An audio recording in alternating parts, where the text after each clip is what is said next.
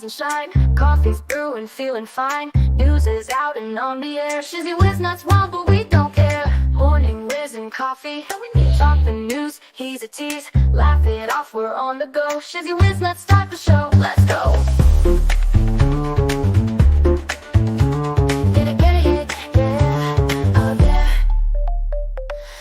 Spinning in the breeze, stupid jokes, he's such a tease. Sip the Java with a smile. Pants are off, but stay a while. Morning whiz and coffee. Talk the news, he's a tease. Laugh it off, we're on the go. Shizzy whiz, let's start the show. Let's go.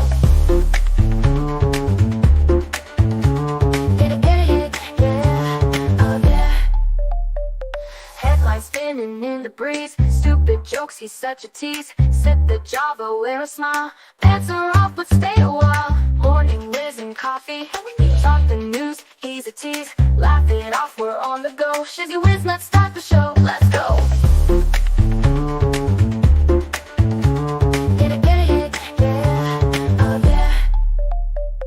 Serious is overrated. Every day we're caffeinated. Talk the town, but in a jest. Morning whiz is always best.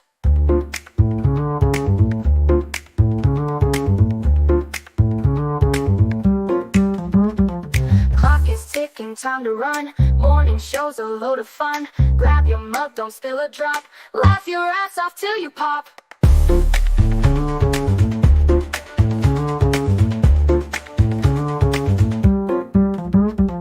Clock is ticking, time to run. Morning show's a load of fun. Grab your mug, don't spill a drop. Laugh your ass off till you pop.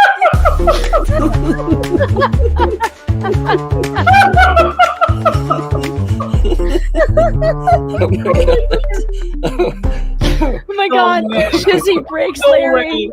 Shizzy broke Larry.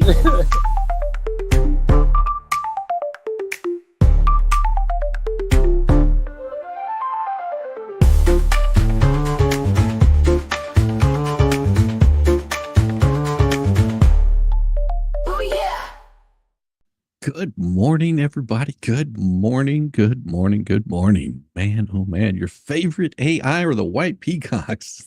They are pretty awesome. They're so cute. Everybody wants one. Good to see everyone this morning. I hope you're having a wonderful day. Yes, I'm back. Unfortunately for some people, I made it back. Good morning, good morning. Man, oh man, do we have some interesting stuff for you today? Let's just go ahead and get that stuff started right here. DEI Death Watch Party Volume number 5. Target Nepo babies outraged over DEI rollback. Well, what does that all mean? Well, the Target executives, trained and handsomely paid to run a multinational corporation with a fiduciary responsibility to stakeholders, recently saw the writing on the wall and walk back all of its most absurd DEI initiatives, which included hawking genital packing underwear and chest binders for Pride Month. On the other side of the ledger, the Nepo Baby Trust Fund kids of Target founders who have no business involvement with Target are outraged. Via CNN, Target's change has angered some customers who say the company's moves have given them whiplash. In the aftermath of the George Floyd's murder, Target established an executive racial equity action and change committee pledged to increase Black workforce by 20% throughout the company and committed to spend more than $2 million with Black-owned businesses by the end of 2025. Target was honored for its outstanding commitment to achieve diversity, equity, and inclusion in 2022 by Executive Leadership Council, a prominent organization of global Black CEOs. Ann and Lucy Dayton, the daughters of one of Target's co-founders, called the company's actions a betrayal and said they were shocked and dismayed by Target's DEI rollback. In a letter published last week in Los Angeles Times, of all places, by cowering Target and others are undermining the very principles that have made their companies a success, said the daughters, who are not involved in Target at all. Target also received nearly triple the number of social media posts about its DEI changes than Walmart, according to analysis by Social Element, a marketing firm. So on one hand, you have business experts in tune with the ever-changing political and regulatory winds out of necessity. On the other hand, you have a pair of trust fund dweebs, probably educated at Oberlin, According to CNN, these two factions carry equal weight. Toronto. Tomato, tomato. Having lost the plot, DEI proponents doubled down on insanity, while some of the Democrat operatives with a modicum of common sense, like Raging Cajun, are trying to rescue the party from the abyss. The cancerous ideologues that have allowed to become the loudest voices in the room are doubling down. And here are some unflower-like social justice creature called Blossom advocating for doing away with the Paralympics and merging it with the Olympics, thereby guaranteeing no handy-capable people will ever win a medal.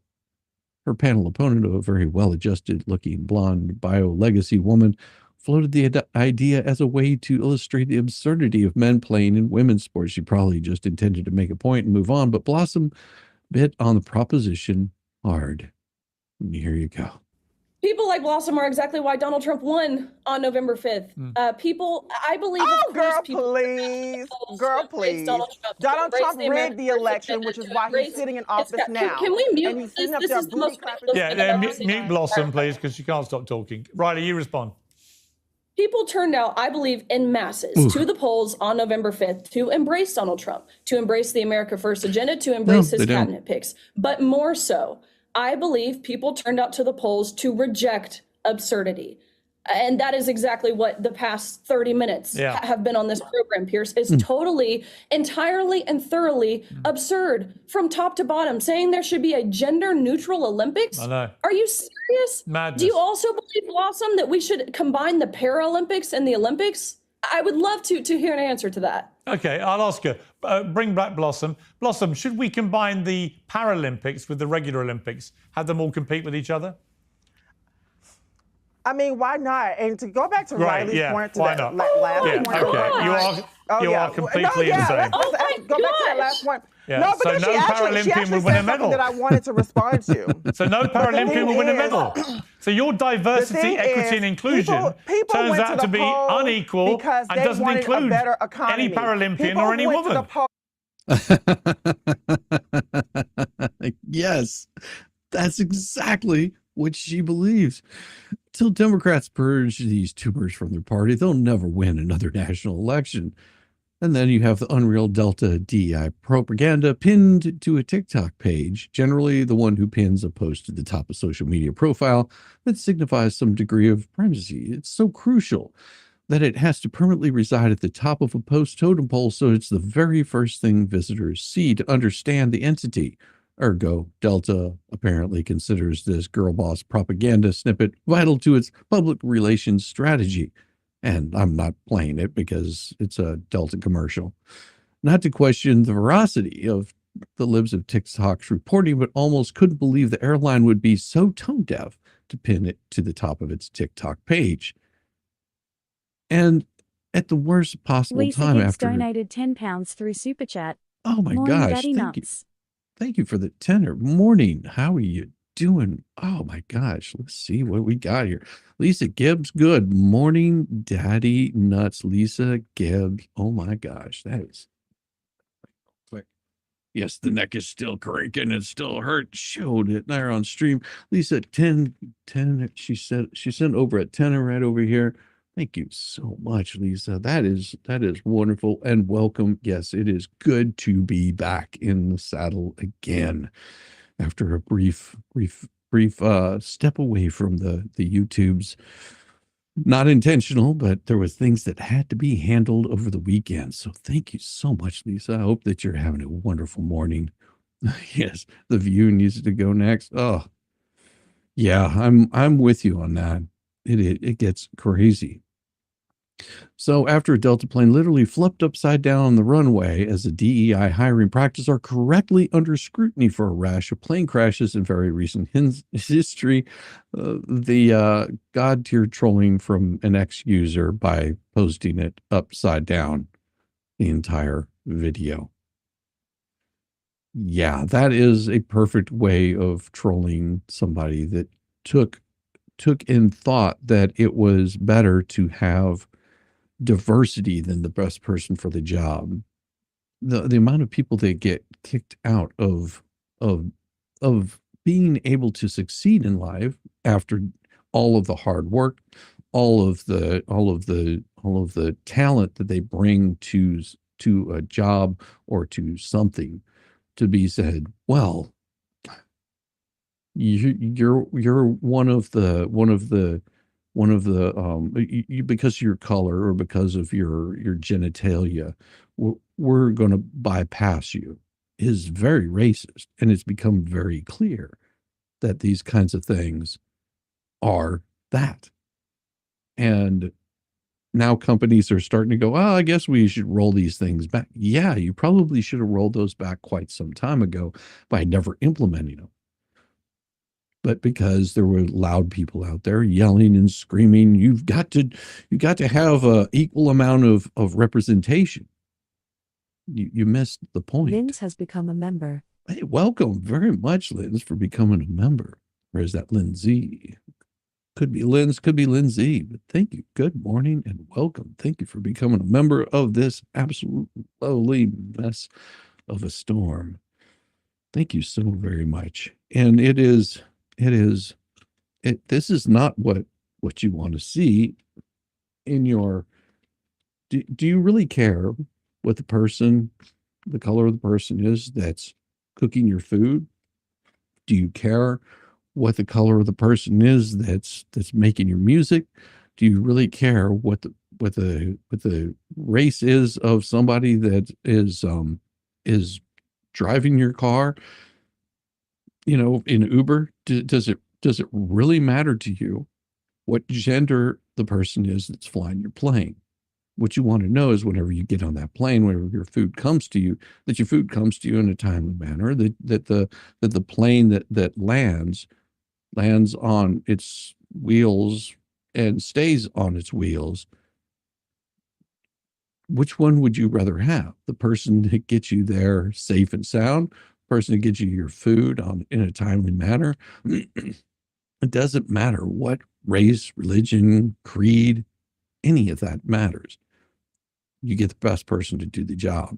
And that's what we all hope for. Why didn't I just got back in and apply for jobs? I mean, it's a difficult job marketplace in the first place, but to eliminate some of your best talent is not a good way to go. I've always had that belief. Don't care as long as they're good and qualified for the job. Absolutely. And if somebody's having to virtue signal by telling you what color they are, what sex is between their legs, then they don't really want the job. They want a virtue signal, and it's just not my cup of tea. But this is another one. Trump just made a move at the FBI, and heads are going to explode. President Trump made a major announcement Sunday night that will surely strike fear in the hearts of deep state operatives. Great news for law enforcement and American justice, Trump wrote on Truth Social. Dan Bongino, a man of incredible love and passion for our country, has just been named the next deputy director of the FBI by the man who will be the best ever director, Kash Patel. Dan has a master's degree in psychology from CUNY and MBA from Penn State. Trump continued, he was a member of the New York State Police Department, or New York Police Department, New York's finest, a highly respected special agent with the United States Secret Service, and now is one of the most successful podcasters in the country, something he is willing and prepared to give up in order to serve. Working with our great new Attorney General, Pam Bondi, Director Patel, fairness, justice, law, and order will be brought back to America and quickly. Congratulations, Dan. Dan Bongino, 50 years old, replied to news. Thank you, Mr. President, Attorney General Bondi, and Director Patel. Trump did write up a follow-up post after another aspect of the life of Dan Bongino that I think is very important. He has a great wife, Paul, two wonderful daughters who truly love their dad. What an incredible job Dan will do. The following was sent to Dan Bongino's show radio affiliates from Westwood One, which syndicates Bongino's radio show. In light of today's news, we extend our heartfelt congratulations to Dan Bongino on his decision to take the role of Deputy Director of the FBI. Dan has entertained and informed tens of millions of listeners every day, and we're grateful for our successful partnership. We look forward to welcoming Dan back in the future. And we truly value our affiliates and are working hard to bring you the next exciting chapter. We will be in touch about his programming soon. Dan's last show will be Friday, March 14th. And Libs of TikTok highlighted all of Trump's accomplishments just today.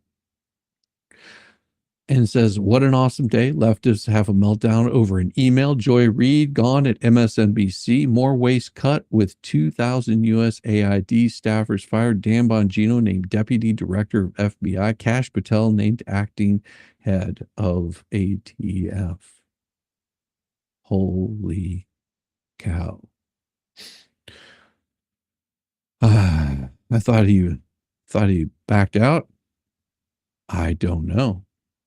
But from what I see, that's not according to what they're saying here. That was February 23rd, 2025, which would have been yesterday. So keep an eye on that one. That one's going to be very interesting to watch. But it gets more interesting here.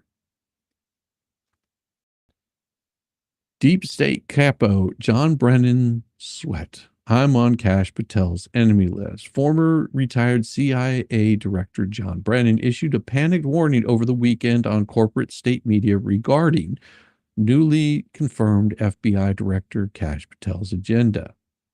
Well, let's just watch what John Brennan, former CIA Director, has to say. And what I'm concerned is right now, with all of these individuals that Musk and Doge have sent into our government institutions and having access to those systems and networks and databases, this is something that is ripe for exploitation by the Russians and the Chinese in terms of intelligence. These are individuals who haven't been vetted, they don't have the security clearances or background, and so they're now accessing all this information that involves U.S. citizens, sensitive U.S. databases, and other things. And if the Bureau is going through these dislocations, its mission is being disrupted. And like Frank, I am very concerned about the politicization of the leadership of the Bureau. Kash Patel.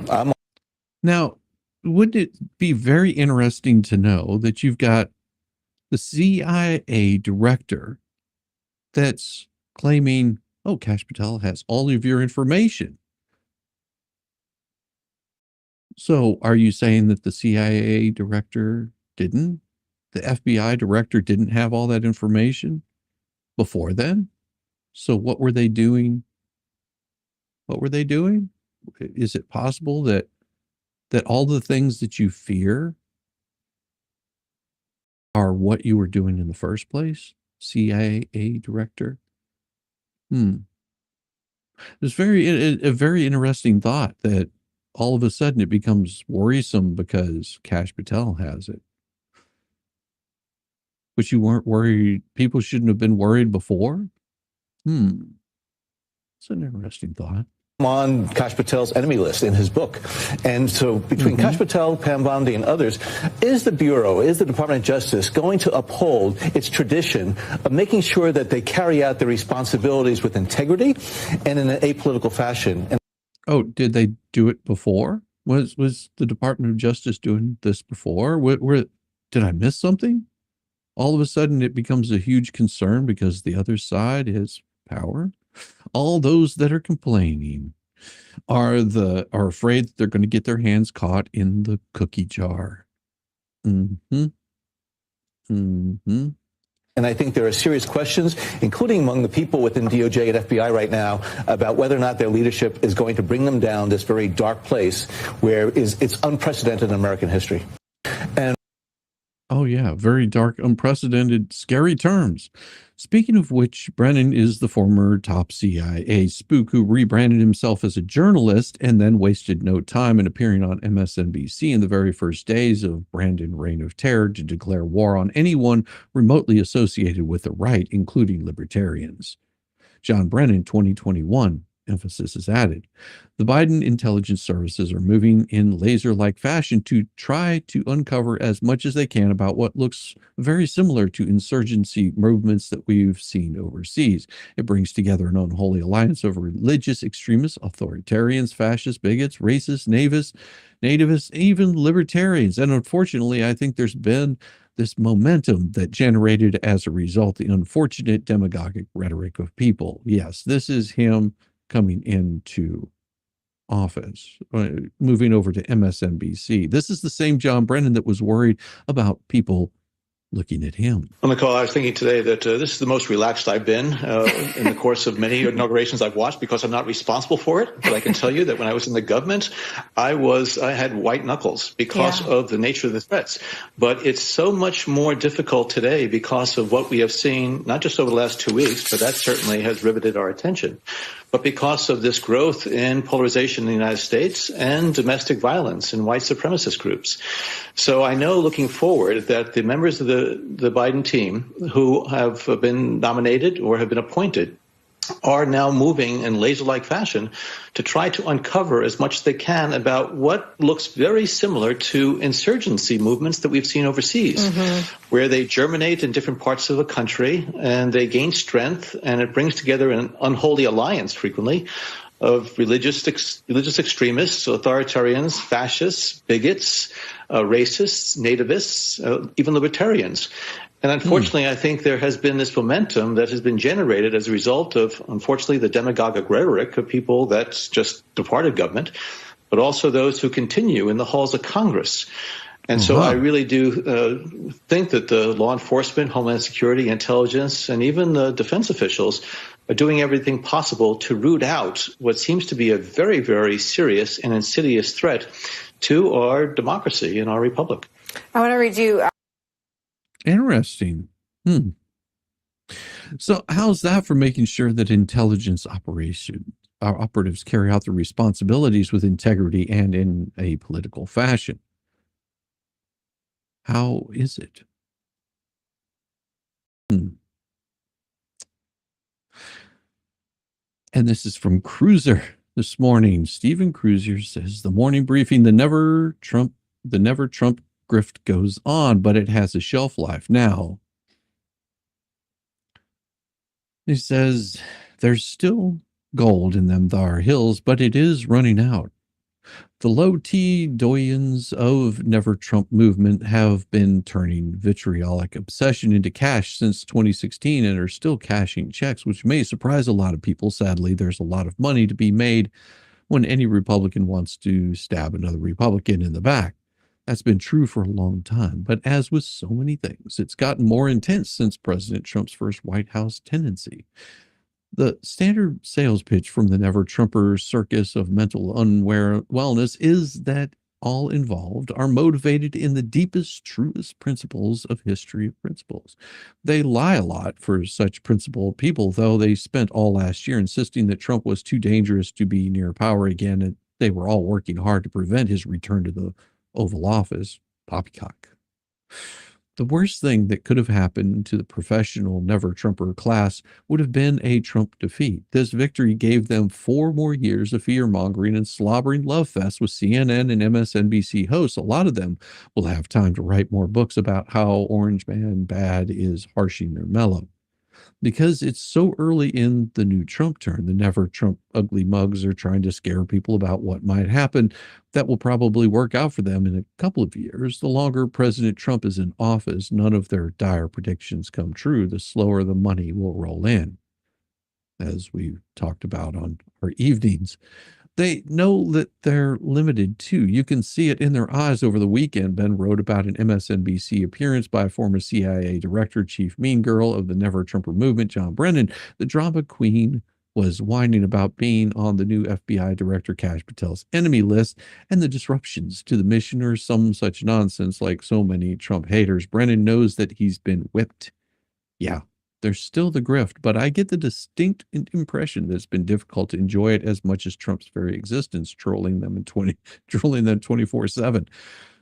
Over at Red State, Terry Christoph wrote about the laughably named Principles First Summit in Washington, D.C., and here's her description of the gathering. Across town, however, the vanquished remnants of the Never Trump movement gathered to collectively lick their wounds under the guise of Principles First Summit. The agenda included speeches from relics like John Bolton, Adam Kinzinger, George Conway, and Chris Christie, and the audience seemed to be made up of establishment Republicans who were distraught that the party passed them by and has given new life to Trump and his supporters. It sounds fun, right? It sounds like more like a penance than a summit. There's no doubt plans in the works for Never Trumper scam to be repurposed for the GOP's 2028 candidate. It's not going to work. However, no one inspired the intensity of emotion that President Trump does. They're already losing steam, and there's not going to be any new anger for them to bring into their dysfunctional fold. Watch the interview with any of the principled major players in the Never Trump movement, and don't even sound like they're buying their own spiel anymore. They felt that last year was their big shot to once again be movers and shakers in the GOP. That gravy train has run off the rails, and the turncoats are crestfallen. Fake principles don't bring many smiles to faces. And everything isn't awful. Fake news. Just a puppy and a kitten. Oh, look at that. That's what you need. Every morning, a puppy and a kitten fighting and wrestling and playing just to make it so happy. I gotta watch that again because that's so cute and adorable.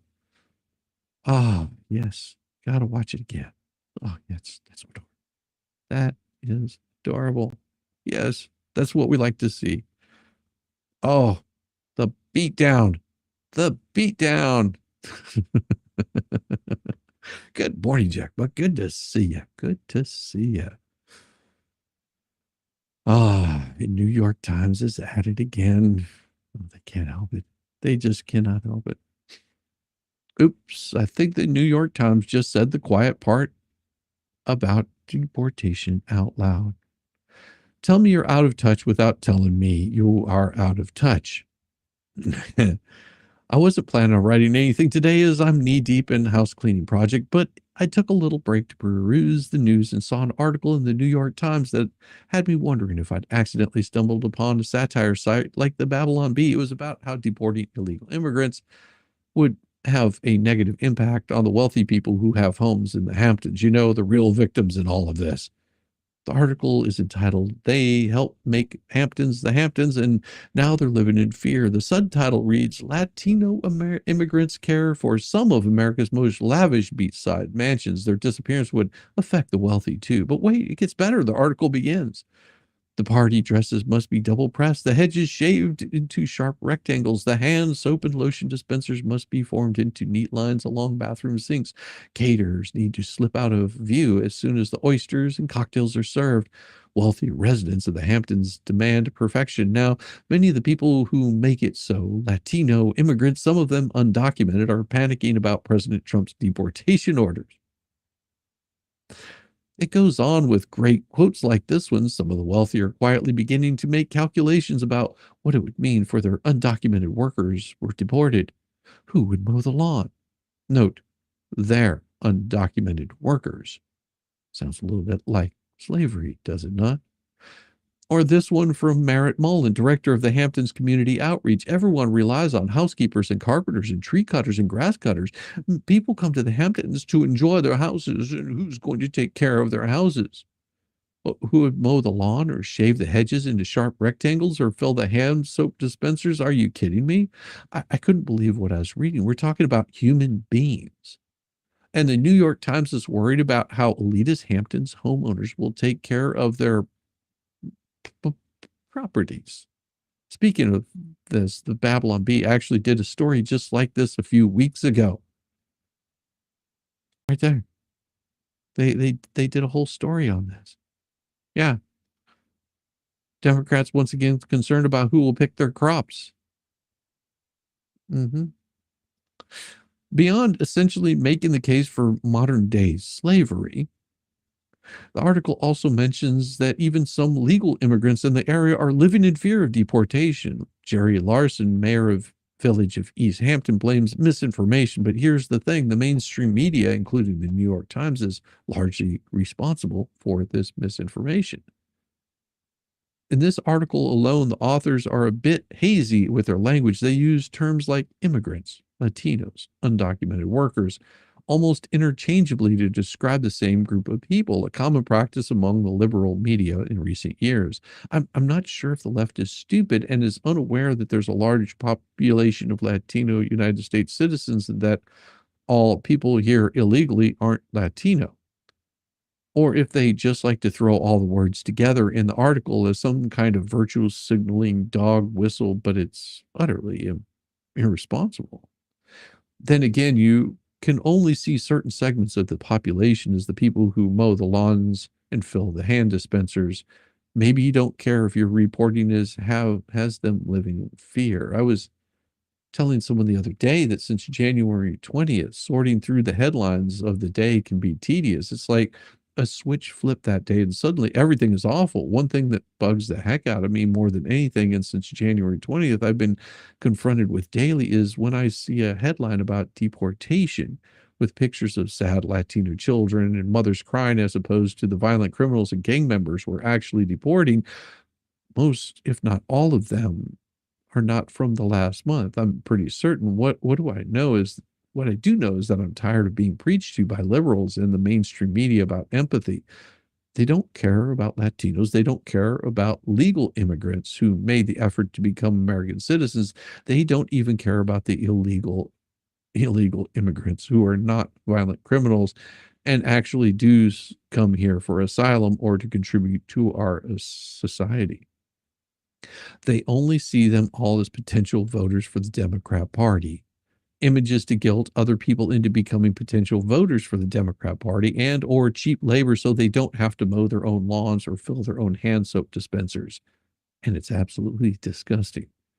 Now, if you excuse me, I have to get back to cleaning my house, which I do all by myself. I'll be back on Monday. Thank you, Sarah Anderson. That was wonderful, wonderful. That is the same way a lot of people feel about this.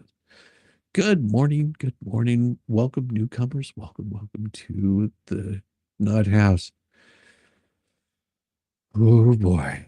Isn't MAGA sort of, wait, no. See, this is the big misconception of what MAGA is all about.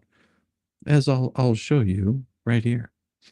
What MAGA stands for is Make America Great Again. And it makes a lot of people very upset. It makes them very upset of thinking that all of a sudden, whenever you want to make America great, because if you're proud of your country, that sounds pretty odd, doesn't it? That you're happy with your country and you want it to succeed. So are you saying that people that are against MAGA don't want to see America succeed? Like, is that the goal? I mean, I don't know. You know, I've always thought that having a great country, no matter what country you're from, is what you want to have. One would hope that that's what everyone that is an American would like, all the world to be great and not have a single bad place to live. And it's a pipe dream, but it is a dream. It's hard to believe. It's already been a month since Donald Trump began his second term in office. And it's going great so far, but I want to talk about something besides his record to date. I can't help but notice an unmistakable culture shift that stands apart from his first term. This isn't about politics. It's about the way America feels about Trump right now. Back in 2017, I owned a classic red MAGA hat. However, despite my enthusiasm for Trump and all he represented, my hat pretty much lived in the closet. I never felt comfortable wearing it out in public. Maybe it was the aggressive anger of the anti-Trump crowd, or perhaps fear for my family's safety or social repercussions that held me back. The only time I dared to wear that hat was within the safety of my own home. Fast forward to today, and it's a different country. Last year, I decided to buy a dark MAGA hat, a move that felt like stepping into uncharted territory. I wasn't buying it to sit on my desk or to get lost in the closet. As soon as I got it, I started wearing it out in public confidently and regularly. The reaction has been eye-opening. I've actually received compliments quite regularly. The first time I ventured out while wearing the hat, I went shopping and got 2 verbal compliments from fellow shoppers. It still astounds me that in a world where the loudest anti-Trump voices dominated just a few years ago, I often catch smiles and knowing nods from fellow patriots who recognize the significance of that simple red cap. We're moving away from the climate of fear that once shackled many of us. 8 years ago, I wouldn't have dared to wear that MAGA hat outside, not just for myself, but for the peace of mind of my family. Now it feels like the air has changed. Of course, I still exercise caution. I'm not going to strut into a restaurant wearing my hat just to make a statement. I'm sure you can figure out why. And attend school events certainly calls for discretions. But for the weight of being publicly pro-Trump has noticeably lightened, there's an underlying sense of camaraderie and support that wasn't palatable during his first term, or even during the dark days of Biden's presidency. This cultural reinvigoration isn't limited to me either. Just look at the professional sports and Hollywood Trump supporters are stepping out of the shadows. It's become increasingly common to see pro-Trump hats and shirts proudly worn in places once thought to be hostile territory. And I do have a story to go along with this. This is why it sort of struck me. The differences between Trump's first and second terms are glaring. It's as if the collective narrative has shifted from quiet fear to vocal support. People are no longer hiding their beliefs. Instead, they are openly embracing and celebrating them.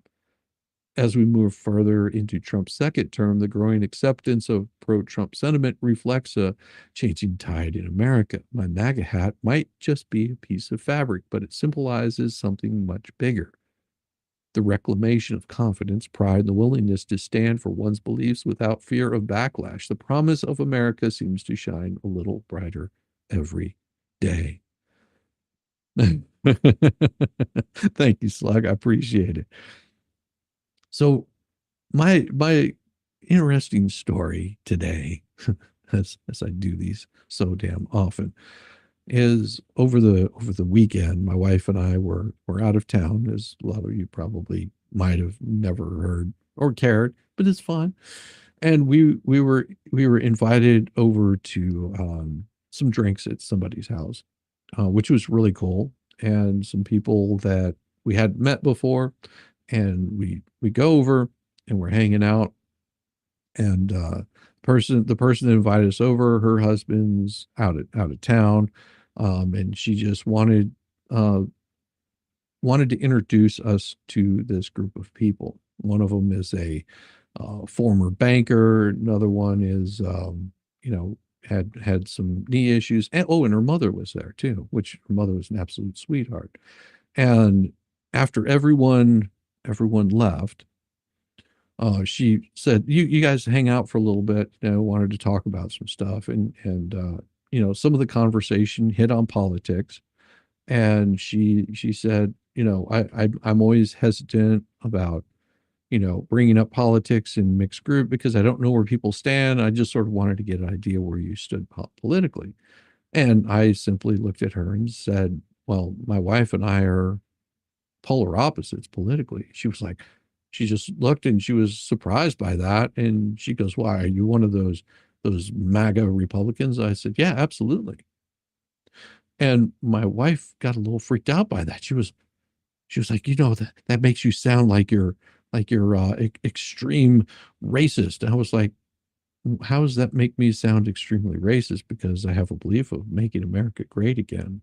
And I think it really threw her off quite a bit of her thinking that I can have a differing opinion and still hold some of the same values. And this is the problem that people don't understand, is we do hold some of the same values that Democrats, Republicans, Americans as a whole hold true, some of the same values. It's how we get to the end point that we may differ.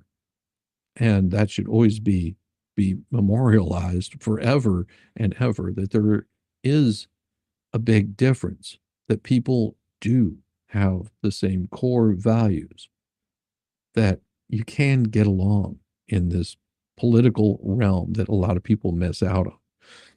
I love my wife dearly, but yes, we disagree on certain things, and it's okay to have those disagreements. Some people get too concerned and too wrapped up in it. Oh, there's a yellow. I've never heard of it. Well, you've never heard of a Republican Triple K because that would have been something that was formed by the Democrat Party, if you must know. Just saying. And just saying, you have to look at it that way. But Donald Trump could pull the funniest, most evil prank ever on Canada. What's in a name? That is which we all call a rose by any other name would smell as sweet. William Billy Boy Shakespeare. With all due respect to the bard, Juliet was absolutely completely wrong in an aforementioned quote, but then again, she was a stupid 13-year-old child, which kind of ruins that romantic love story. Turns out names are incredibly important, been that way since the biblical age when names and titles were divinely bestowed. Jacob became Israel, Abraham became Abraham. Abram became Abraham. Last year, my home in Tampa Bay was flooded by hurricanes Helene and Milton, causing lots of damage and ruining 3 of our 4 cars. We would have evacuated way earlier if the hurricanes had been renamed Satan and Lucifer, but I'm not afraid of Helene or Milton. But I'm sticking around. I'm not sticking around for Hurricane Lucifer. That's the power of names. Donald Trump is probably the most adept politician in history at naming things. Close runner-up is Alexander the Great, but he only named stuff after himself, which sort of got repetitive. Although one time he named a city after his horse, Trump named his movement MAGA. He renamed Hillary Clinton Crooked Hillary. Joe Biden became Sleepy Joe. Nikki Haley became Bird Brain. Adam Schiff, Shifty Schiff, and Elizabeth Warren, of course, will forever be known as Pocahontas. At first, the political press exoriated Trump for lowering the public discourse with his unpresidential name calling. Then they called him the little Austrian artist for the next 8 years straight, demonstrating that their objection to name calling was highly selective. But Trump was right. Names are part and parcel of a person's brand identity. So if you can redefine the name, you can redefine their brand. It's a clever PR tactic, and it's worth noting that it took a non-politician like Trump, someone from outside the political establishment, to recognize its utility. As the old expression goes, whoever discovered water wasn't a fish. Disruptive new ideas are almost always coming from the outside. And the disruptions keep coming. The Gulf of Mexico is now the Gulf of America. The Panama Canal may become the American Canal, which is an idea I think Trump stole from me, but that's okay because I stole the idea from Father Guido Sarducci. The Gaza Strip will be the new French Riviera. Then we come to Canada. You know the dealio, Governor Trudeau, our 51st state, not a real country? Well, a few days ago, the soon-to-be state of Canada beat the United States of America to a little-known sport called hockey. That's weird, niche game that sticks, skates, and a puck. Apparently, people play it when it's too damn icy to try a real sport like football or baseball. Flushed with the glorious Canuck victory, Governor Trudeau puffed out his chest and whipped out the old tweeting machine. You can't take our country, and you can't take our game. I don't know what that means. Kudos to Canada for winning one exhibition game, but a Canadian team hasn't won the Stanley Cup since 1993. That's so long ago. I'm mocking you, and I'm a freaking Dallas Cowboys fan. Hey, we won the Super Bowl in 1996. We're at least 2.5 years better than Canada. Along with this knack of naming, the other thing we know and love about Donald Trump is that he's one hell of a counterpuncher. You come at him with a jab, and Trump will respond with an uppercut, a rabbit punch, brass knuckles, an eyeball gouge, and a swift kick to the family jewels. Trump doesn't do proportionate responses. So we know he'll be responding to Trudeau. We know he won't let our northernmost governor get in the last word. The question is how? And I think I've got another really good idea for Trump to steal. In the aftermath of the Gulf of America, we learned the official policy of Google Maps. Whenever the U.S. government changes a name to the U.S. geographic name system, Google policy is immediately to use that name within that country. That's why Google Maps complied so quickly, adopting the new name of Gulf of America for all U.S.-based users. You know what this means, right? If Trump wants to change the name of Canada in the U.S. geographic names, Google will have no choice but to run with it. It's a target-rich opportunity for mischief. Trump could rename Canada the 51st state, or no Stanley Cup place, or where America stores our Zamboni equipment. But I'm kind of particular to Homer Simpson's name for Canada, and I'm not playing it. The United States of America and Junior America Junior is now actually a catchy name. One more thing, there's power to ideas, but only when these ideas get shared, popularized, promoted, championed. That's our mission at PJ Media. And we're so honored and grateful for your support. Don't exist without you. And if you'd like further support their mission, please consider a VIP membership for you or a loved one to gain access to more exclusive content, more stories, more ideas, more everything.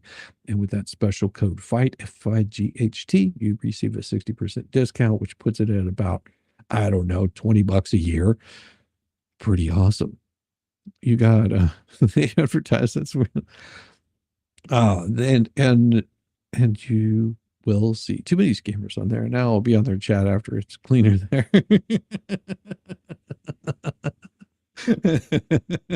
That's awesome. You got a ad for farmers only dating service to advertise. That's where the country girls. I've been a member for 8 years too. Too many scammers on there now. I'll be in their chat after it's cleaner there. Yes, there's a lot of Canadian hockey players on American teams. I'm not a hockey fan. I know that it's an interesting sport, and kudos for the hockey players. I've got no fight in that game whatsoever. I actually got a chance to meet Ilya Gobachek, is that right? Whenever he was playing for the Atlanta team. Damn it. Thrashers? Yeah. Whenever he played for the Thrashers. I got a chance to meet him multiple times. He used to come into a place where I worked. We were out one night with our boss, and Ilya was sitting right across the way, and he bought some sake, like the expensive sake for the table. And of course, my boss went over there, and he did an exchange for him and brought him over a nice magnum of some very, very nice wine for his table. They've been good friends for quite some time, and Ilya is a really just like stand-up guy. So and he's not even from Canada, but he is a hell of a hockey player. Very hell of a hockey player. And what I'm going to do is I'm going to give you guys just a little break so I can go grab some more coffee, and I want you to enjoy the coffee, enjoy the dance, and I'll be back in just a short bit.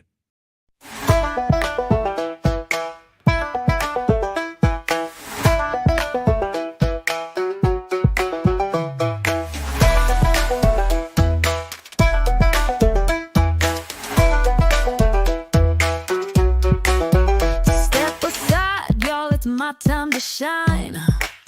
I'm feeling the groove with these hips of mine. Hands in the air like spaghetti gone rogue. My knees are jelly and my hips just broke. Shaking it, breaking it, what a blast. Wobble it, wiggle it, shake that ass. Do a jig or a jog, wiggle it to the side, or break that hip by moving your ass. Step up or stand aside. My shoulders pop like a rusty hinge. My fingers point like they're on a binge. Twirl like a tornado, then drop real low. It's not planned, it's a shit sideshow. I've got the rhythm of a clock that's broke. My dance floor moves are a big effing joke. Shaking it, breaking it, what a blast. Wobble it, wiggle it, shake that ass. Do a jig or a jog, wiggle it to the side, or break that hip bone by moving your ass. Step up or stand aside.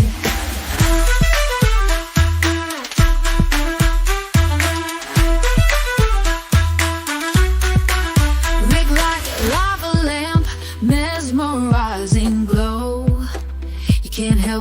watch me steal the show. I summon the shake, the shimmy, the twist, a mix of genius and a big old fist. You're drawn in close, your feet start to twitch, feeling the groove like a broke-ass bitch. Yeah! Shaking it, breaking it, what a blast. Wobble it, wiggle it, shake that ass.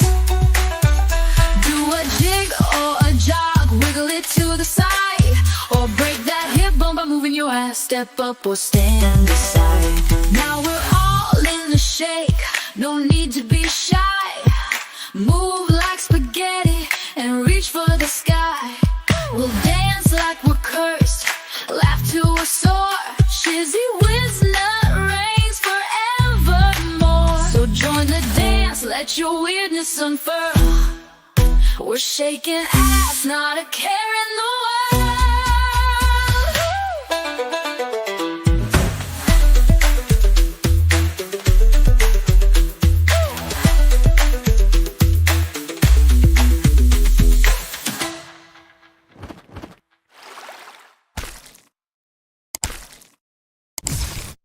Oh, that always brings a smile to my face every damn time I see that. You hate that kid.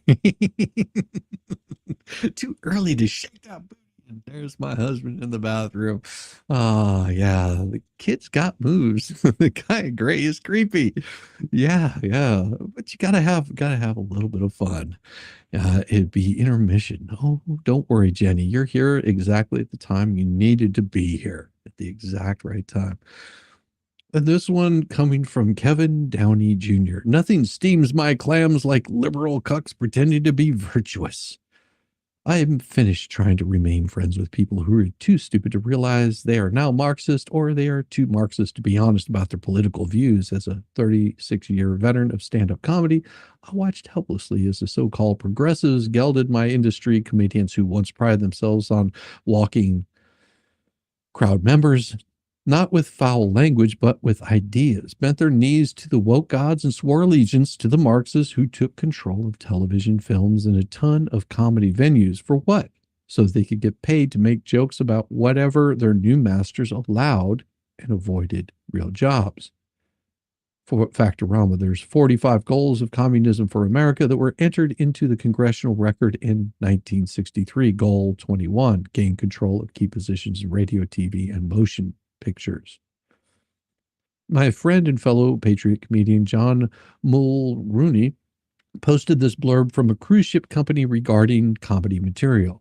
We want to take a moment to remind you of our guidelines regarding the content of comedy performance. It's imperative that political and race-related material is not included in comedy shows. While we respect everyone's right to their views and opinions, the comedic material should focus on providing an enjoyable experience for our guests. We understand that everyone has their own style, but it's crucial that all acts align with our values and standards, which are outlined in the welcome packet and yearly agreement.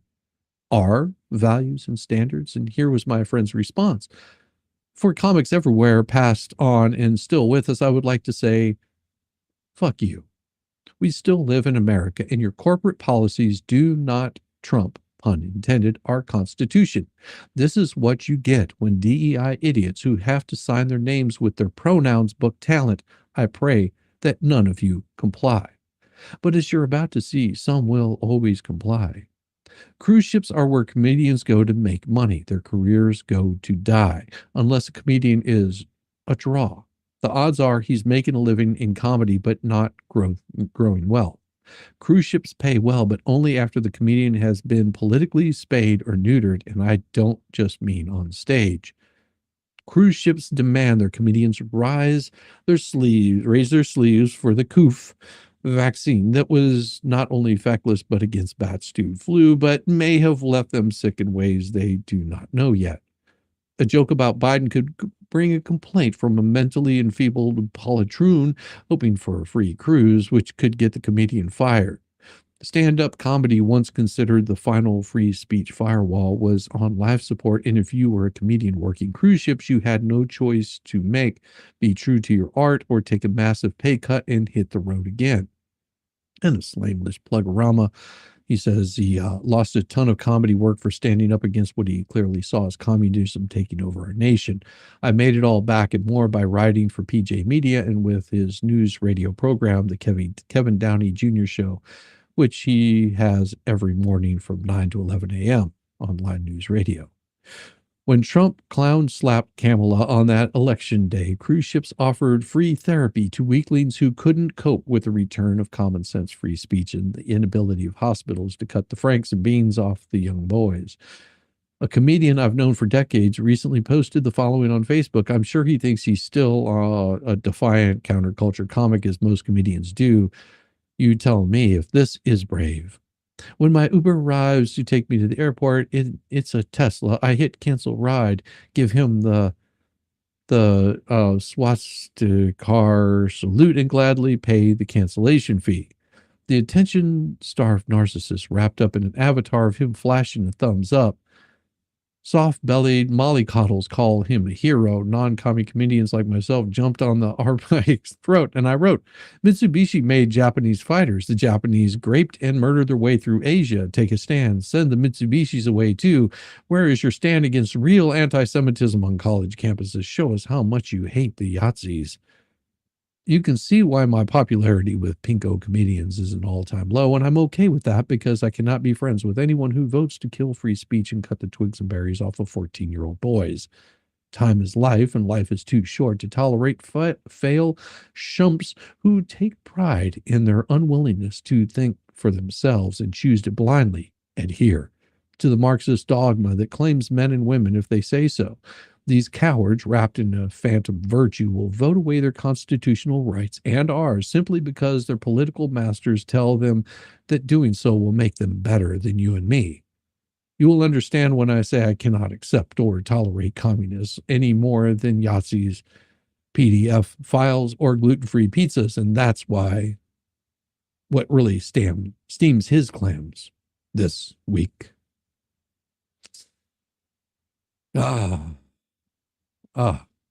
So insane. And now to thinking about Ukraine. That was a pretty good article, like Kevin Downey Jr. There are three obvious Western strategies going forward in the Ukraine war: defeat Russia decisively while avoiding nuclear war, help Ukraine out-attrite Russia by providing it with better weapons, and three, negotiate an enduring end to hostilities around the status quo leverage. The Western coalition appears to have rejected option one, but no explicit high command choice has been made between options 2 and 3. The current strategy of attrition appears to be the result of letting things happen, not of selecting an actual course. Some would say there's a fourth option, surrender to Russia, but ceding Ukraine would bring the western border of Russia to the frontline contact with NATO, which would be no better than expanding NATO's eastern border in contact with Russia. So the probable practical choice set is between 1, helping Ukraine out-treat Russia by providing it with better weapons, or negotiating an enduring end to hostilities around the status quo leverage. Both surrendering Ukraine and defeating Russia are out. The argument for continuing the war of attrition is that it preserves the important principle of international relations and discourages future aggressions by Putin and his successors. The argument for negotiating an end to hostilities now is that Putin, except for whatever public relations he can salvage from talks, is already broken. In order to maximize the chances of a ceasefire, the Western coalition must credibly pose a threat of continuing the war in some fashion. Putin has to be incentivized to get while the getting's good, to strike a deal while he can. The key to preceding trends and negotiating advantages is anticipating which side's leverage will grow faster with time. Russia's hold over territory will strengthen as it fortifies them, while the Western coalition's biggest source of increase lies in their potential to increase NATO defense budgets to the pledged percentage. Russia's war effort is probably maxed out. Its defense expenditures are 6.3% of Russia's GDP and 32% of total budget. By contrast, in NATO, the U.S. spent 3.49% of GDP, while our European allies and Canada spent 1.85% of their combined GDP. Only 11 countries met the 2% target. There's room to grow on Western side and little to none in the Kremlin. The key to winning a ceasefire, which sounds like a contradiction in terms, is winning the peace. South Korea versus North Korea and the West versus East Germany are examples of how frozen conflict can paradoxically still lead to victory. The main fear in Korea 72 years after the armistice is no longer that North Korea's adequated army will somehow conquer the South, but a collapsing no-core could impel Korea could impel a massive flood of refugees desperately seeking food across the border. But is peace possible even now? Examining the hypothetical question of whether the second invasion of Ukraine in 2022 was avoidable, the first having occurred in 2014, can reveal a beleaguered aims required war or amiable to peace, whether diplomacy was futile then or even now, and if the issues were and remain uncompromised or some possibility has emerged. In the days leading up to the second invasion, there seemed to be no hope for diplomacy. By 2021, the issues were no longer about reacquiring Russian majority areas, as was in the case in annexing Crimea in 2014. When Russia began massing its troops, it demanded a ban on Ukraine joining NATO and the withdrawal of NATO forces from Eastern Europe. These demands were rejected by the U.S. and NATO. The demands were geopolitical. Putin was trying to roll back the fall of the USSR. Why then has Putin decided to negotiate a peace in Saudi Arabia at all? The obvious answer is that his geopolitical offenses failed. The Russian army is probably unequal to the task of subduing all Ukraine and frightening NATO out of Eastern Europe. That geopolitical goal is beyond reach, and what's left to Putin is the possibility of cashing in his chips. Now, this is a very long article, so I'm not going to go through all of it. But if you want to see more, go check out PJ Media and read Thinking About Ukraine by Richard Fernandez. It's a very, very long and interesting read. And of course, this came last weekend whenever I was over with Mo. Please hit that thumbs up. Yes, I hate when we don't all hit all messages. Oh, thank you very much, Jenny. Good to see you. Weekend parting shot, how not to see ya. And this was written on Friday by the wonderful Lincoln Brown. I pray this missive finds you well. I know it's a bit dated, but I hope everyone had a happy Valentine's Day. As I mentioned last week, Mrs. Brown and I were planning on dining at a hot new exclusive restaurant. We never got seated. There was a backlog of couples waiting for tables because much of the establishment's kitchen staff had mysteriously disappeared. Go figure, as it turns out, Prosecco goes well with Valentine's Day pizza. Cash bail only. And as a certain president once said, they're not exactly sending us their best and brightest. Of course, in some cases, we didn't have the best and brightest to start with. As you all know by now, cash is king, or at least the head of the FBI, with Hurricane Patel set to make landfall at the J. Edgar Hoover building in D.C. More than a few people are breaking into a cold sweat. It's not just those who vacationed at Club Epstein, people like Peter Stork, for example. So let me get this straight. Hang on. That post made me laugh so hard. Former breaking FBI Stork removes all posts from his X account. Hang on. That post made me laugh so hard I shot my drink out of my nose. Okay, let's try this again. So let me get this straight. Stork thinks he's taken a proactive step by deleting his old Twitter post. Sure, he's in the clear because nobody connected to the Trump administration has access to X, right? Knowing this sounds stupid, but can we still access his posts? Yes. Twitter, X, soft deletes, and it's always in the database. Not only that, but I'm reasonably sure that Patel will have a relatively easy time getting Elon on the horn if need be. I'm starting to think that corruption was not the primary problem with the FBI. With this kind of thinking, it's a wonder that legions of agents didn't end up on sick leave after shooting themselves in the feet on the target range. One X pointed out that the X posts probably are not Stork's biggest problem. His texts, on the other hand, might make for a stickier wicket. Stork got into hot water back in 2018 when his anti-Trump text with the agency official Lisa Page went public. The pair later settled with the DOJ in 2024 for around $2 million over privacy violations. America Wire noted, with Patel now at the helm of the FBI and President Donald Trump back in the White House, speculation soared on X, where many were convinced that Stork wiped his account due to the changes. Though it is not clear what led to the move by the disgraced former FBI official, X users relish the idea that Stork's words will still come back to haunt him. You think? Well, Story had his moment. I'm sure tracking down his old communications is not a priority for Patel, at least not on the first day. I'm not sure what Story or his hiding he thinks he's hiding. It might be smarter for him to get the hell out of Doge City if he's that worried. And if you need a wine recommendation, the B&D Winery of Voignier is a nice white wine. Someone who does not, oh, I've actually had that. That is pretty good stuff. Does not want the power, despite all the floral notes, the presence of peach and a tiny bit of vanilla. There's enough spice to keep it interesting. And it's actually a pretty good wine. Good taste, Lincoln Brown. Oh my. Oh my. So we do have a Clown of the Week award. Have you heard who Cash has for the deputy director, Dan Bongino? Yes, that's what we reported early this morning. That was one of the first things we talked about. Dan Bongino is leaving his spot and going to be deputy director of the FBI. Isn't that awesome?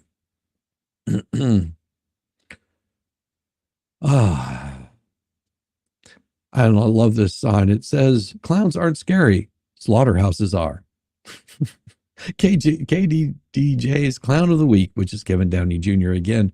I didn't think I had to say this, but could someone please inform Representative Jasmine Crockett, Texas, that this isn't a real competition. I keep the weekly clown candidates to 4, but Crockett commandeers a spot so eagerly every week that I just sort of wanted to give her a permanent weekly nomination.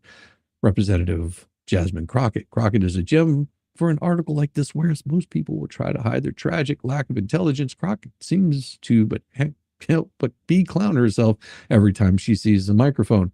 This week was no different for Crockett, who went on a wildly popular Breakfast Club radio program, watched Crockett shamelessly shame herself and claim she's rooting for our neighbors, Canada and Mexico, both of which are led by vile socialists with deep ties to China. Been the one to call it out. The fact that I'm rooting for Canada and I'm rooting for Mexico a lot is really wild, but they are really the ones that are speaking truth to power right now. They can see what it is, and they were like, we are not messing with this crazy regime from Mar-a-Lago, and basically calling them thugs. That's what it is. But I'm like, y'all knew who he was when y'all elected him, so don't act surprised.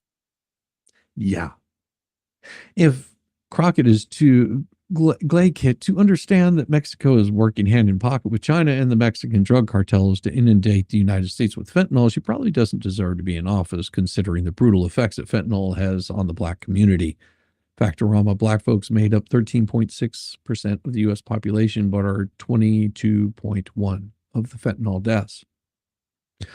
Crockett seems to ignore how Trump beat the potato salad out of camel toe on election day, and rather than embrace our nation's new patriotic direction, she's sticking with her Marxist guns. Gee, maybe calling Trump a Yancey one more time will make the difference. One can only hope that Crockett gets bad news in the midterm election, retires from politics, and starts the OnlyFans page we know that she covets. Clown number 2, Hamas. Now that Trump is back in office, Hamas, fearing total annihilation, has decided to return the hostages it took in its brutal October 7th attack on Israel, but it accidentally slipped the body of a Gazan woman into a casket instead of that of a young Israeli mother who was murdered in Hamas custody. Was it really an accident, or was the woman's body so desecrated that Hamas was afraid the world would see what animals do to Israeli women, that it drags into bondage?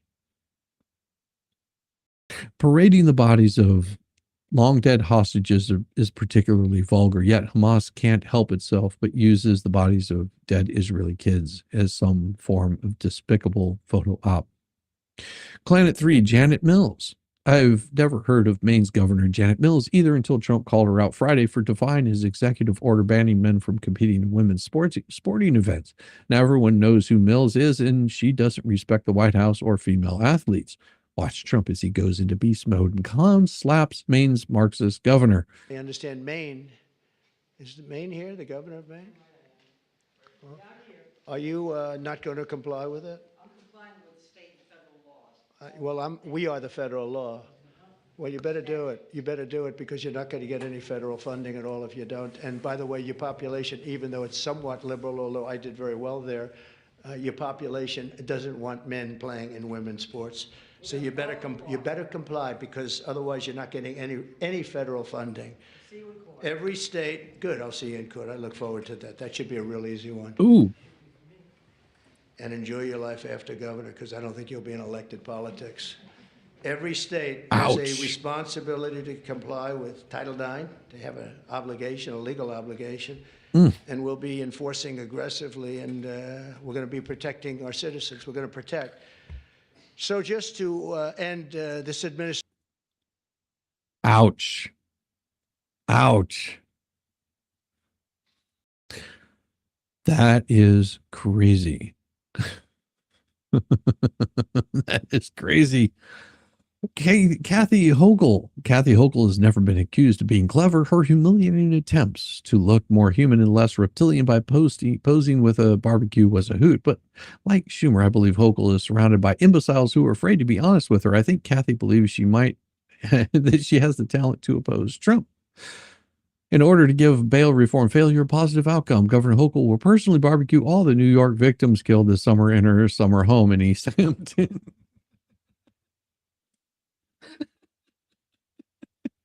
That was what they posted on there.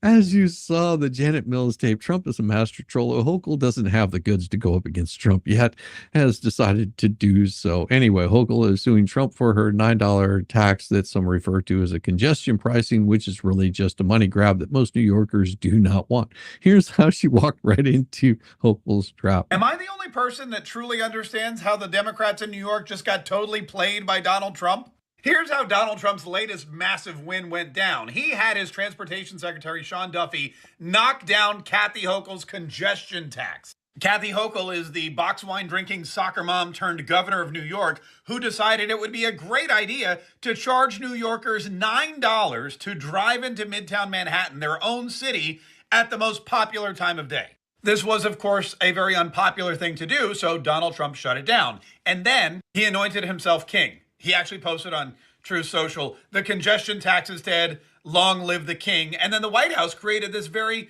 handsome image of Donald Trump on Trump magazine with a crown on his head, king of New York City. Well, boxed wine drinking soccer mom turned governor Kathy Hochul was not happy. She printed out a copy, or had one of her aides do it, and held a press conference saying she's going to sue Donald Trump so that they can reinstate the $9 congestion tax. Let me say that one more time. Kathy Hochul is suing Donald Trump for the right to charge her own constituents $9 to drive in their own city. Donald Trump's throwing her a bone. He's saying this is ridiculous, it's stupid, nobody likes it, and they're going to hate you for it, and I'm getting rid of it. And she's like, I don't care. I'm going to court. I'm spending tax dollars on lawyers to go to court to sue you so that I can charge my constituents more money to drive around in their own town. And then the Democrats wonder why he's the king and they just can't win. Oh, that was beautiful.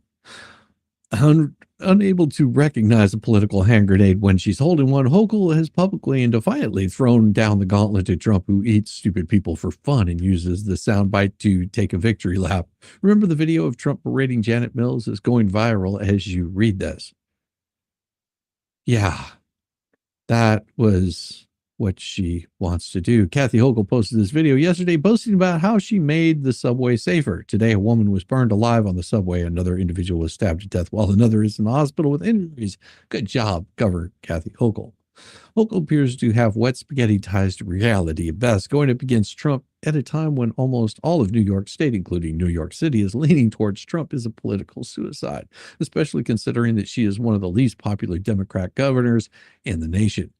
Handing out the Clown of the Week award is never an easy decision, but all things considered, I think Kathy Hochul has pantalooned everyone and will spend the next 7 days as the proud winner of the KDAG Clown of the Week champion. I can't tell you how happy I am that the Pinkos are recoiling. Let's keep the weekend laughs going on with the latest video jokes, and at point, they produce some of the funniest political content of the interweb, so please check out their latest and maybe hit like and subscribe. Let's all agree to support patriotic people and businesses on our side while we're having fun laughing at the bullshies.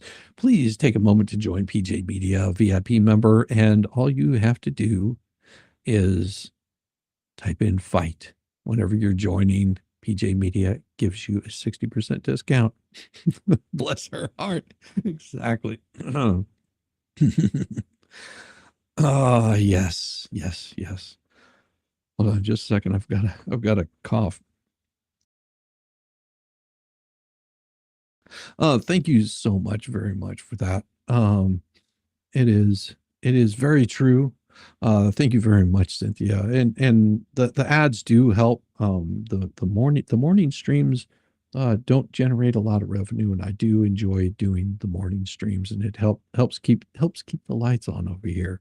I do appreciate each and every one of you, and bear with the ads just for a little while. I wanted to try something new out. Well, it's still undetermined whether I will keep them permanently or not, just in the mornings. Now, the evenings, I never run ads until after the stream is over, but in the mornings, it's been hurting the bottom line. So it does help out just a smidgen. It does help out just a smidgen. So thank you for recognizing that, Cynthia. I appreciate you. The latest ad came up. I know we can click and get back to the show. The ads do help the creators on getting paid for their time and their content. Was away from your device and booted you out. Oh, I'm sorry to hear that. But it's booting. I've gotten 2 ads so far. I don't mind them. Yeah, the ads do help generate a little bit of extra on the side to help keep the wife from like losing her mind whenever I'm running late getting to work. Is any thank you very much, Jenny. All right, here we go, talking about mainstream media. How Donald Trump deplatformed the mainstream media. Volume and execution, baby. The secret ingredient is saturation. Just 4 years ago, ex-President Trump limped away from the White House with an anemic 34% approval rating. He was deplatformed from every major social media site, and the future of MAGA was in tatters. Back then, Trump's political future seemed destined for the presidential scrap heap of losers and also Rands. Aside from South Park's Kenny, Trump had probably had his eulogy recited more times than anyone else in modern history. And today, well, it seems like someone threw a reverse Uno card on the table, although there probably will be an upcoming executive order that changes the name of Uno to One, Go America. Instead, it's the Democrats fretting about their lack of media-friendly ecosystem. It's the Democrats whose brand is toxic, and it's Democrats who are spineless, unable to message, sounding like they've got a mouthful of crackers. Meanwhile, Trump's popularity continues to hit record numbers. So what the hell happened? Come huddle around the campfire, boys and girls. Uncle Scotty has a story to share, but it's a storytelling device. I'll begin with the present, work our way back. The media's bandwidth is limited. There are only so many reporters at so many outlets working on so many stories. For the most part, reporters are underpaid and unmotivated. Their industry's vulnerabilities and jobless top of mind. In the old days, reporters were assigned stories via a rigid hierarchy.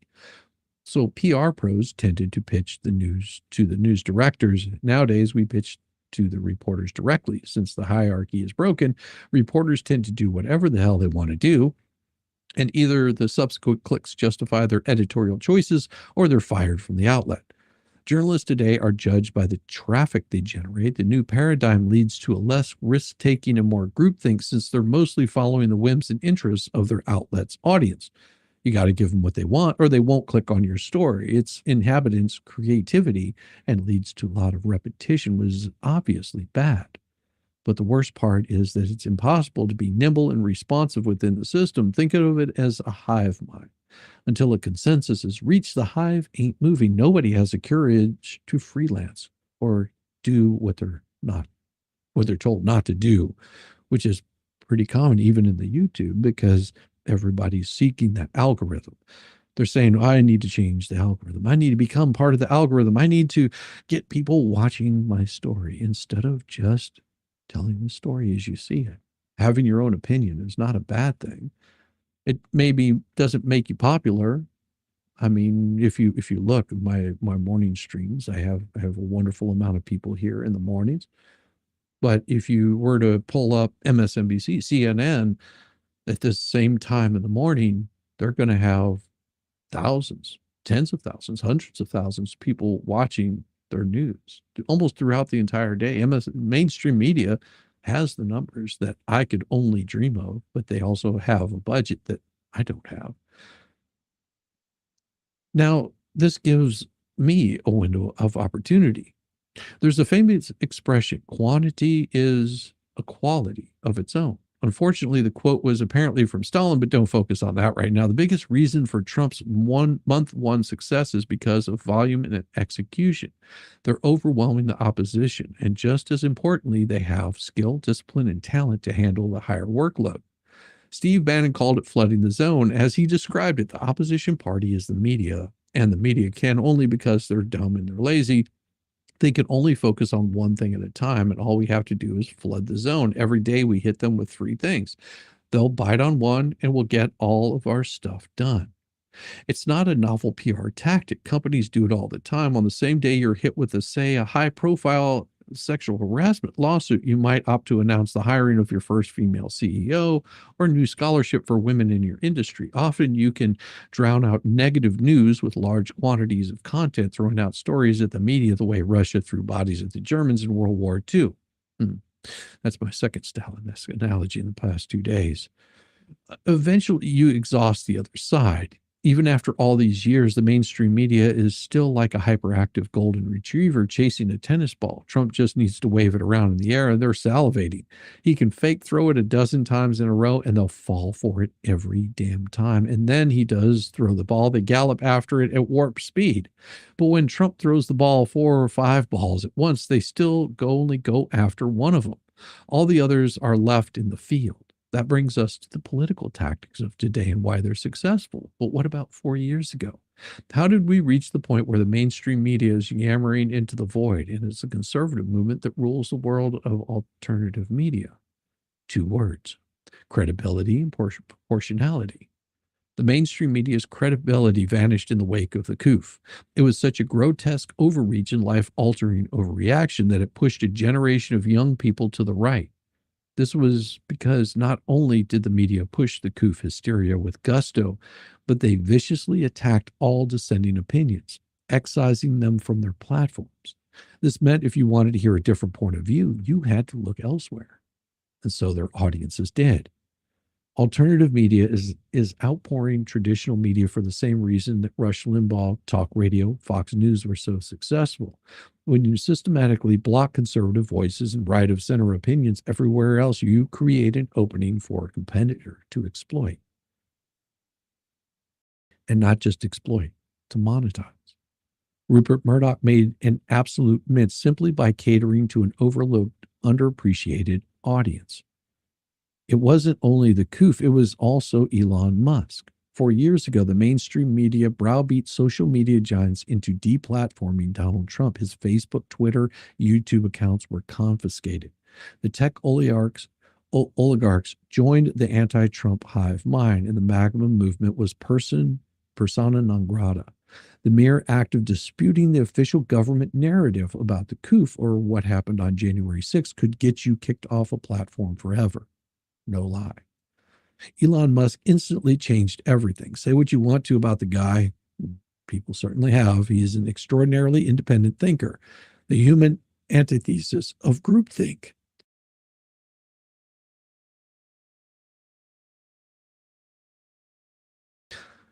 The human antithesis of groupthink. When he purchased X and gave a voice to conservatives, it pressured the other platforms to do so as well, which was also in their financial interests and the big reason why they caved so quickly. One of the dirty little secrets of the social media influencer world is that conservative voices in the right-of-center audiences are larger than the left's. Trump's 2024 interview with Joe Rogan racked up an astonishing 50 million views on YouTube. But under the old rules, that episode would have been deleted from the platform for disputing the coup narrative. And without Musk's influence, along with the unspoken threat of importing YouTube's conservative audience to X, it almost certainly would have been. So if you think the Joe Rogan interview made the difference in the race, you owe Elon Musk a debt of gratitude. Whereas the coup cover-up and draconian censorship greatly battered their credibility, what ultimately deep-sixed the mainstream media was their lack of proportionality. Beware that when fighting monsters, you yourself do not become a monster, for when you gaze long into the abyss gazes also on you, warned Nishi. The Democrats failed to heed Nishi's warning. They were so convinced that Trump was a monster, they became monsters themselves, trying to fight him. He's literally the little Austrian artist. He's a threat to democracy. He's fascist. He's the most evil man to ever exist. Meanwhile, the American people saw a guy flipping burgers at McDonald's, dancing to the village people, and driving around in a garbage truck. Sure, Trump might be loud and abrasive and self-aggrandizing, but when American people watched him, they didn't see the little Austrian artist. They saw Trump. When the media tried to destroy Trump by overhyping Biden-Harris, telling the audience that Bidenomics was the envy of the world, President Biden was as sharp as a tack, and his presidency was one of the most consequential in American history, they staked their credibility on Biden-Harris's successes. But when the American people looked, they saw a half-dead Biden, a brain-dead Harris, a skyrocketing grocery prices, and the media's narrative wasn't matching reality. So they tuned the mainstream media out, perhaps permanently, and sought their news and information elsewhere, opening their ears to the conservative messaging. 4 years ago, Trump was deplatformed, but 4 years later, it's the mainstream media that is missing their audience. And that's a hell of a reverse one card. Taking out more garbage and blowing the nose. Didn't see. I was making breakfast last night, and then I looked away. Your dog ate your breakfast. Oh, that sucks, Log. I hate when that happens. And speaking of the Bidenomics, we got this one right here. Politico finally notices that maybe Bidenomics wasn't so great, actually. Note, most Thursdays, this guy takes readers on a deep dive into a topic that he finds interesting. So this is something that came out last Thursday. Was Bidenomics a big mistake? So I sat here staring at Politico's headline question, barely blinking it for at least a minute before recovering enough to decide, yes, I have a perfect subject for this week's Thursday's essay. The springboard for Victoria Goody's report was the lengthy article published last week in Foreign Affairs, written by Jason Furman, chair of the President Obama's Council of Economic Advisors during his second term. Goody had interviewed Furman about his piece titled "The Post-Neoliberal Delusion and the Tragedy of Bidenomics." On infrastructure, Biden's program was basically been a failure, Furman told Goody. The huge amount of money flowed into it. In some ways, it made it even harder to build with the number of requirements put on programs. All this drove up costs so much that the money that got spent was basically swallowed up by the higher costs, and then a lot of that money hasn't even been spent. It isn't clear whether Furman was referencing Biden's partisan infrastructure law, the 2021 Infrastructure Investment and Job Act, the $1.2 trillion beast that spread around enough pork to lure 19 GOP representatives and 13 GOP senators into voting for it. Shame on them, by the way, or maybe Furman meant Biden's misleadingly named Inflation Reduction Act, another $1 trillion boondoggle that was A, inflationary, and B, the Green New Deal light in drag. Even Biden admitted as much to the latter, if belatedly. Then there was Biden's $1.9 trillion American Rescue Plan, about which Furman wrote, with U.S. GDP 3% below pre-pandemic forecasts as of the fourth quarter of 2020, the additional $650 billion in stimulus, about a third as much, would have been sufficient to fill the hole in the economy. Furman's complaint about the tragedy of Bidenomics are essentially technocratic, which is more or less his entire point. Here's where he believes the Biden cabal went wrong. Since the 90s, Biden's policy has largely been shaped by a technocratic approach, derided by its critics as neoliberalism that included respect for markets, enthusiasm for trade liberalization, and expanded social welfare protections as an aversion to industrial policy. By contrast, the Biden team expressed much more ambition to spend more, to do more to reshape particular industries, and to rely less on market mechanisms to deal with problems such as climate change.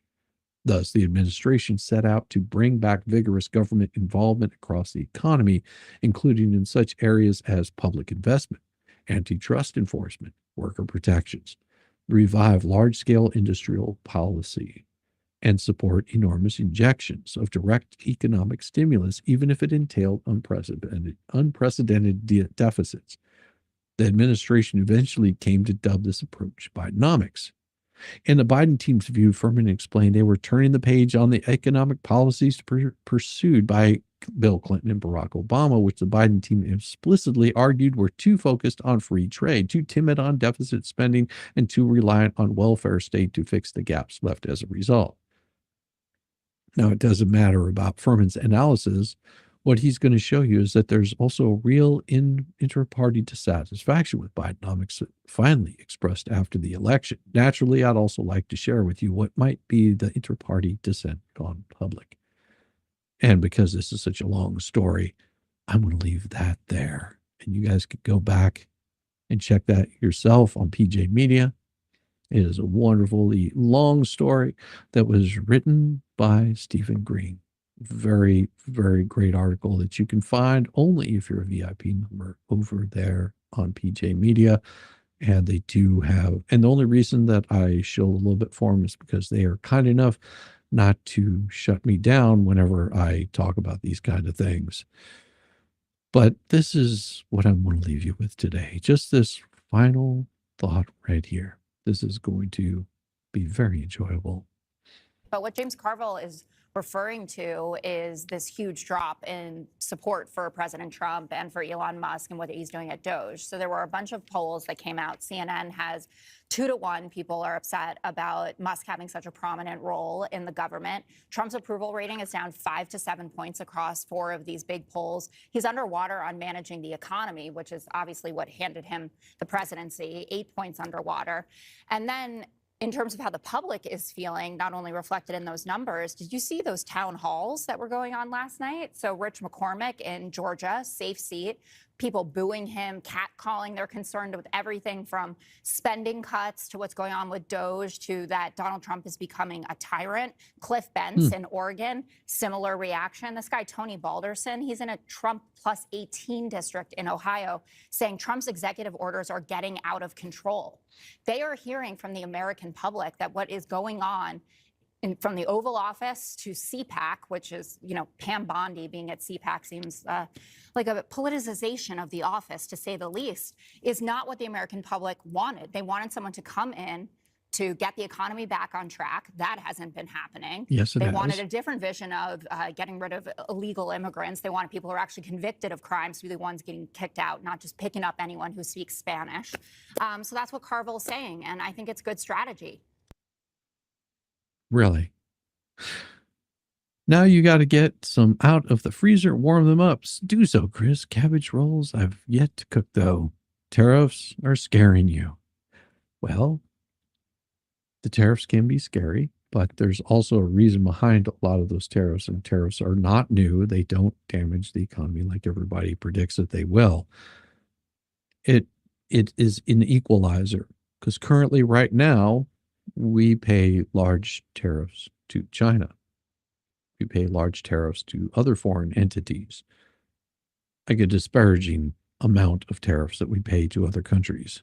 And everybody, don't be so stressed about the government, what the government is doing, but be aware of it. Is every move that Trump makes going to be golden and right? No, not necessarily.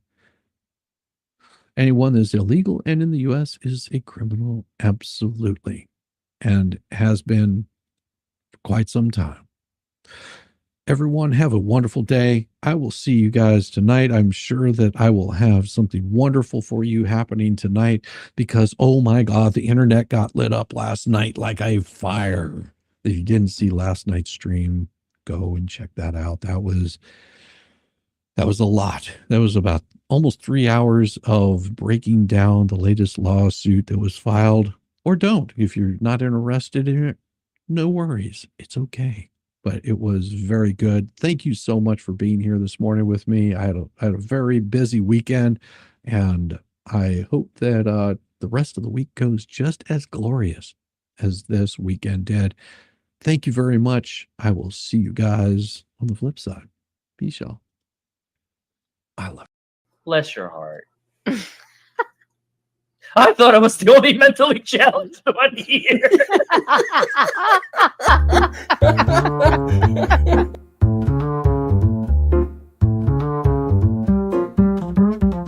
Get it, yeah, oh yeah.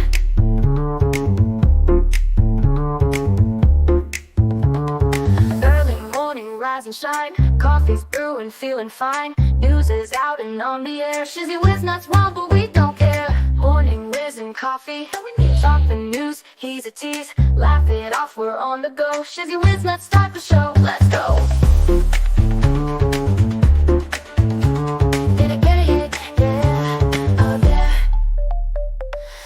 Spinning in the breeze, stupid jokes, he's such a tease. Sip the Java with a smile. Pants are off, but stay a while. Morning Whiz and Coffee.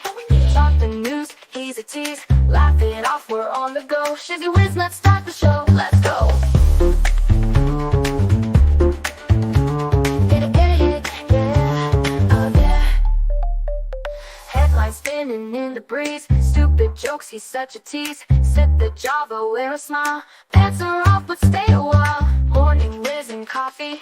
Talk the news, he's a tease. Laugh it off, we're on the go. Shizzy Whiz, let's start the show. Let's go.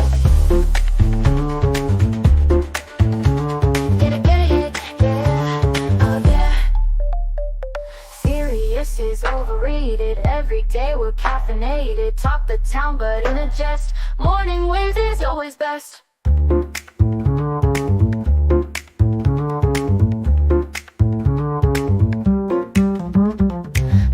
Ticking, time to run. Morning show's a load of fun. Grab your mug, don't spill a drop. Laugh your ass off till you pop.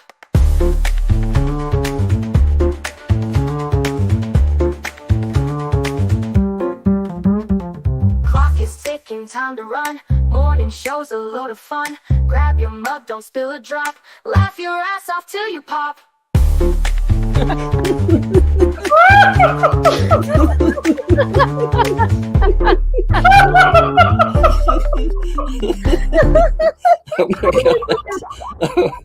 Oh my god, Shizzy breaks Larry.